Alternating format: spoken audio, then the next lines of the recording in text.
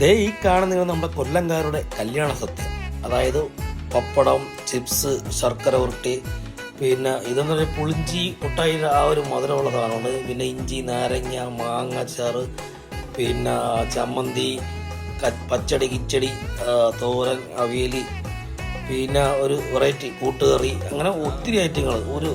പിന്നെ അതുകൂടാതെ നമ്മൾ ചോറ്, പിന്നെ പരിപ്പ്, പിന്നെ നെയ്യ്, അതിൻ്റെ കൂടെ ഈ പപ്പടം കൂടെ ഞാൻ ഇവിടെ തിന്നു. അത് കഴിഞ്ഞ ഉടനെ തന്നെ സെക്കൻഡ് സാമ്പാറിനുള്ള ചോറും വന്നിട്ടുണ്ട്.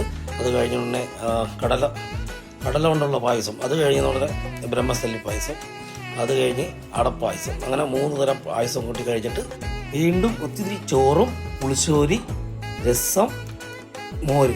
ഇത്രയുമാണ് നമുക്ക് ഈ ഒരു ഊണിന് വിളമ്പുന്നത്.